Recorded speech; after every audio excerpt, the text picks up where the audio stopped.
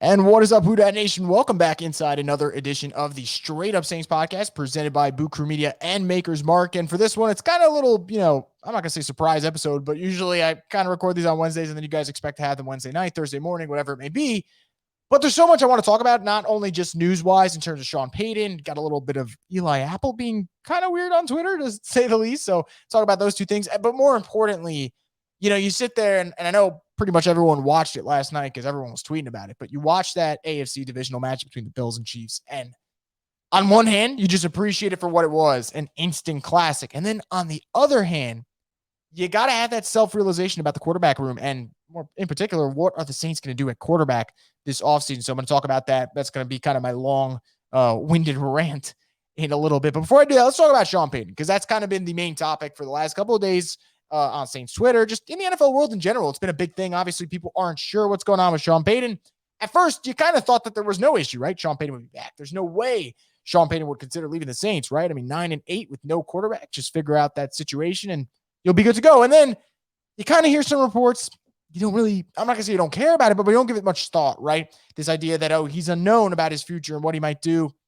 You just think that's just talk. And I kind of thought it was that at one point. And then another part of it is just there's silence, right? And when there isn't silence, there are people trying to fill in the blanks.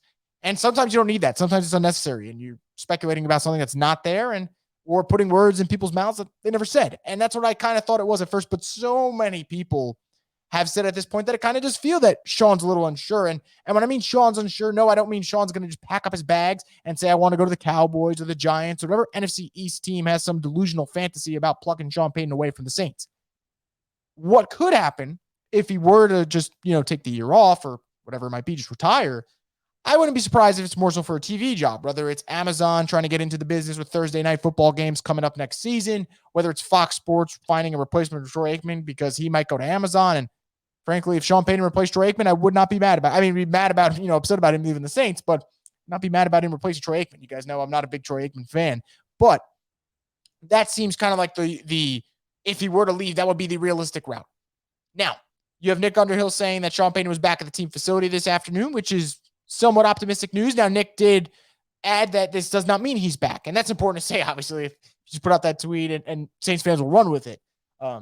It's good to know that he is at the facility, but it doesn't mean he's necessarily coming back. And then on top of it, if Gail Benson asked about Sean Payton's future, and she says, who knows? We'll find out soon enough, I guess. I don't think any of us know, but it'll let us know soon enough. Now, she did laugh while saying it, and you could look at it one of two ways. You could say it's a confidence about, hey, he'll be back, or it's a, hey, kind of nervous laugh, right? Nervous tick that you might have about, I don't know if this guy's going to be back. Here's what I will say about the situation. I don't want to speculate too much. That's why I'm going to keep it very brief, about 10 seconds.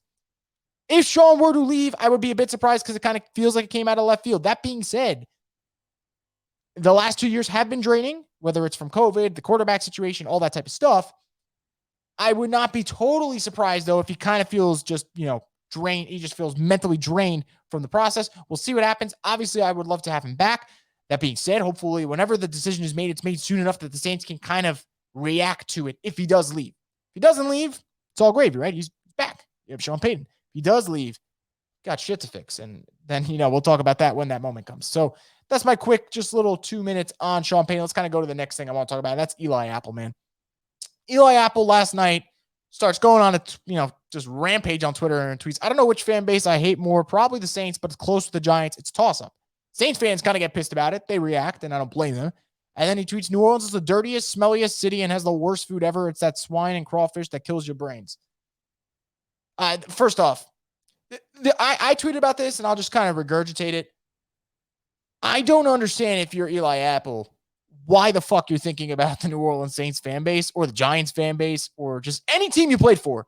Your team's in the AFC Championship game. AFC Championship game. And I bet if you asked everyone going into week one, hey, where do you think the Bengals are going to go? Some might have said playoffs because you guys love Joe Burrow, as do I. Some people might have said better, not playoffs, but taking the right steps. No one was saying AFC Championship game. And if you're saying that, you're lying that you were predicting it from the start of the season. Maybe as the season went along, you felt that way, but not from the start. You made it to the AFC Championship game. Your team's got a date now with Patrick Mahomes and the Kansas City Chiefs. And your mind's thinking about what's going on with the Saints fan base or the Giants fan base. Like, I just find that so stupid. And I'll say this about Eli Apple. I'm not here to just start roasting the dude. Saints fans were supportive of Eli Apple. I tweeted that. Some people said I lied about that, which is just ridiculous. I know a lot of it's like, go back in time to the 2019 season when Eli Apple went down in Chicago. Saints fans were upset about that, like legitimately upset that he went down. And they were worried because Eli Apple was playing well and it seemed like a really bad injury. It wasn't for him, but that kind of was the last of the really good version of Eli Apple we saw in the Saints. But Saints fans were supportive of him. For him to come around and just shit on them in the middle of a team's playoff run, I find it so stupid. And frankly, I don't think Saints fans are worried about what Eli Apple's up to in the sense that they got Lattimore and Paulson Adebo and Bradley Roby. And all three of those guys are better than Eli Apple. So just a weird, bizarre situation. I'm not surprised, though, because I know the Apple family's got Twitter fingers, but it is just so silly, man. You have a matchup coming up with a chance to go to the Super Bowl, and you're going to need every little second you can to study and prepare for Patrick Mahomes and Tyreek Hill and Pringle and McCole Hardman and Travis Kelce. And it's a good thing you're wasting that time tweeting about the Saints. That's so weird. So weird. But I'm not going to waste too much time on that, obviously, because I want to get into the main thing. I want to talk about quarterbacks. You watched last night. I watched last night. What a great game. I mean, Mahomes and Josh Allen looked just like demigods out there with the way they played. It was absolutely sensational. And you can't help but appreciate it. And on the flip side, you would have felt bad for whoever lost that game. You know, the Bills lose, and you're like, man, you wish Josh Allen had a shot in overtime because he played literally flawless football. And had the Chiefs lost, you would have said the same thing. You know, Mahomes played great, got them back in, even though there was 13 seconds left. They got into field goal range. Great execution there. Sucks that he wouldn't get to the next round had they been the ones that lost. It was one of those moments where it sucked that there had to be a loser in that game. That being said, I watch Josh Allen and Patrick Mahomes ball out. I think about Joe Burrow. He's in the AFC Championship game already. I think about what I've seen. Now, I know some people are still questioning Justin Herbert, which I think is stupid. I think Justin Herbert's a phenomenal quarterback, but I see what he's been doing out there his first 2 years. He's been special. Lamar's already got an MVP. You look at all these quarterbacks, these great young quarterbacks. Now, good thing for the Saints is they're all in the AFC. But you look at all these great young quarterbacks, or just great quarterbacks in general, even guys like a Tom Brady, which, yes, I know the Bucs lost yesterday, but just think about what he's done for his career. You can get away with some issues when you have a great quarterback because they make up for so many deficiencies, right? You look at what Patrick Mahomes did yesterday. The defense wasn't good. Same thing for Josh Allen with the Bills. The defense wasn't good. But let's just take Mahomes, for example. Defense isn't playing well. They give up a touchdown with there's 13 seconds left. They give up a touchdown. Harrison Butker misses an extra point. Harrison Butker misses a field goal at the end of halftime. Your kicker's a little off. And you go out there and you still win the game because great quarterbacks can overcome adversity, and the margin for error is way bigger than it is when you don't have a great one, right? And the reason I say that is, you take a team like the 49ers, which are making a great run. And who knows? They could end up being this year's Super Bowl winner. But everything's been great for them, right? Like the defense is playing great. Special teams was phenomenal. You guys know I love special teams. What they were able to do on special teams on Saturday was phenomenal. Deebo Samuel looks like the MVP of the league right now. Like all these factors are coming into it, right? Now, Jimmy isn't playing horrendous football, but he's not playing winning football. Like he's not the guy that's leading and propelling them to these wins, right? So I look around the league and I see some of these great quarterbacks and I see what they're able to overcome, right? There's so many mistakes that are happening, but you got a shot because you got that quarterback, right? And I go out there and I tweet that I think the Saints need a star quarterback, and which, by the way, is a no-brainer, right? Like I kind of felt stupid tweeting it because, like, yeah, no shit, they need a star quarterback. But there was a lot of pushback to that tweet, which just blows my mind. Some people saying they have their star quarterback. It's Jameis. Other people saying, well, we got Jameis, and when Michael Thomas comes back, we'll be good. And then you got other people still just like, why am I not giving Jameis a chance? And before I get into this rant that I'm about to get into, I need to say this. Regardless if Jameis Winston plays on the Saints next year or if he plays somewhere else, I will be rooting for him. I think he has absolutely learned from his mistakes on and off the field. And I just can't help but root for him, just the way he embraced New Orleans and the way he just embraced the locker room. I thought it was great. And who knows, he might be back. He might very well be the Saints quarterback next year. What I don't get, though, is why people who were suspect of Jameis from the jump all of a sudden feel like they need to re-sign Jameis, right? Like he is plan A and it can't be anything else. It needs to be staying with Jameis and making sure you build around Jameis and he's the answer. That makes no sense for me, right? Because we don't know if he's the franchise guy. We don't know if he is a franchise quarterback, right? Because we all love to say that, hey, the Bucs replaced Jameis with Brady, but it's not just that. They got great guys in there, and that's why they won the Super Bowl. And yeah, the Bucs roster was not the exact same roster Jameis took over. No one is denying that. And I think Bruce Arians was probably, let's be honest, a total jerk to Jameis Winston. So there are other factors why that didn't work. But in his time in Tampa Bay, not one time were they a winner. Not one time did you look there and say he is absolutely a franchise quarterback. The tools are there. The attitude now is fantastic. The arm strength is there. Like, the qualities and intangibles are there. No one's denying that. But you haven't seen it yet. You haven't seen that he's a franchise guy. Now, top that with the fact that he's coming off a torn ACL. Does that complicate matters? What does he look like after a torn ACL? Maybe it's nothing because these athletes are so damn good at recovering. Maybe it is something.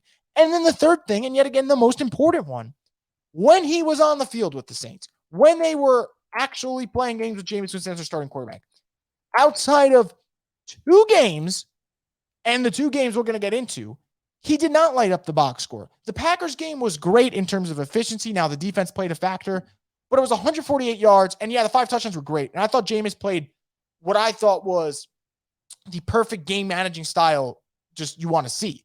Don't make mistakes. The defense is rocking Aaron Rodgers. Just do what you can. And he did that.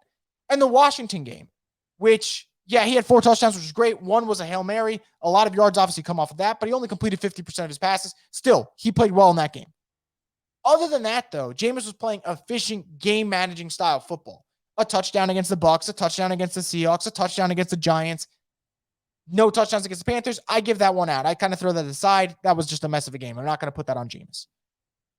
But you didn't see it. You didn't see, hey, this guy is going to carry this franchise. He's going to carry the offense. He could get there. It's absolutely possible. I don't think it's impossible. But you haven't seen it, which makes me wonder why everyone is so hell-bent on him being the quarterback next year. Now, you're going to say, well, Chris, you're hell-bent on him not being the quarterback next year. I am not. If he comes back, cool. Whoever is at quarterback, you better get them weapons. I don't care if it's Jameis. I don't care if it's Russ. I don't care if it's a rookie. Got to get them weapons, regardless, okay? But my other point with Jameis, and this is where I think fans are being super, super unfair when they assess quarterbacks. Some people said, we were 5-2 when we had Jameis. Jameis was 5-2. We can't use wins and losses as a QB stat whenever it's convenient for us. I think that's unfair.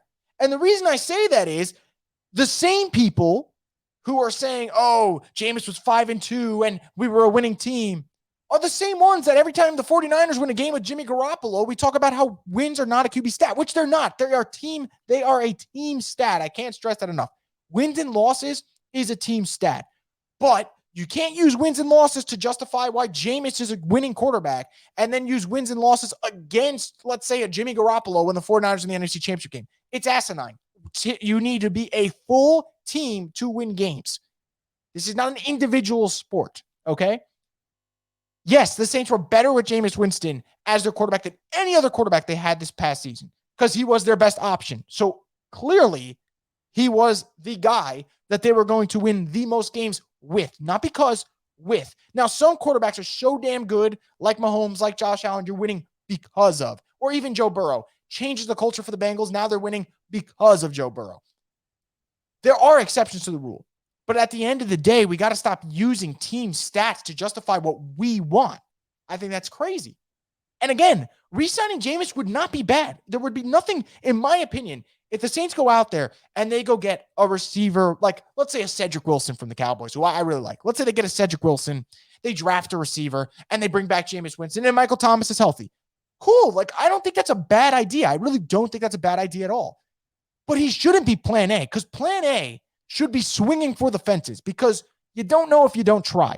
And that's why the Saints got to go out there and they got to make calls and see if you can get a Russell Wilson, see if you can get an Aaron Rodgers. I know people are going to just, bat an eye and start rolling their eyes that I said Aaron Rodgers. And yes, Aaron Rodgers has said some ridiculous things. And yes, I think Aaron Rodgers is really, really, really, really freaking annoying. And yes, Aaron Rodgers is so unbearable to listen to. But he's a damn good quarterback. Now, granted, he played like shit on Saturday, but he's a damn good quarterback. And I'm not saying that's who I want. I'm saying the Saints would be stupid to not make calls and see if they can get a Super Bowl champ or a Super Bowl MVP. Get these great quarterbacks You got to make those type of calls. Just like if Sean Payton is not sure about his future, teams would make calls and say, hey, Sean, what are you up to? It's the nature of the business. That's it. And if those plans don't work out and you're super precise about these plans, you start off early, you're still going to have time to figure out, hey, can we get Jameis? Because you're going to make these calls before free agency even opens up, because I keep telling you guys this, Jameis will have more than one offer. This is not going to be like last offseason. He will have offers. Some team will give him a starting job, whether it's the Saints or not. Some team will give it to him.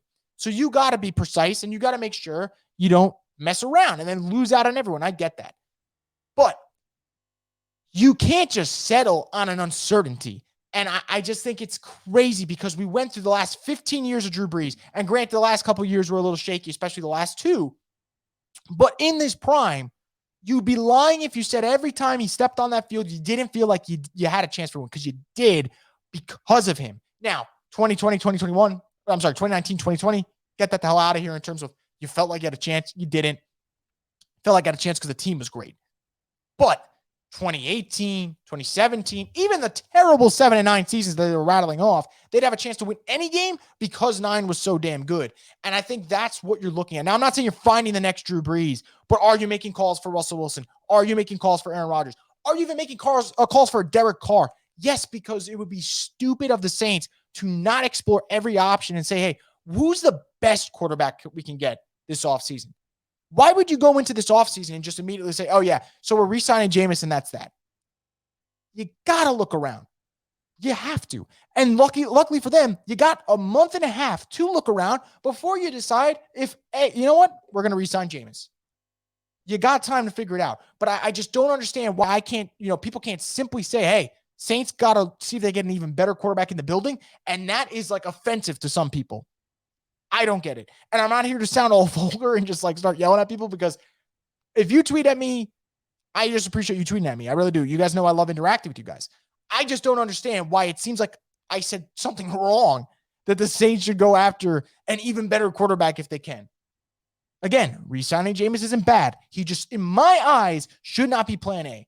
Because if he's plan A, then you didn't even try everything else, in my opinion.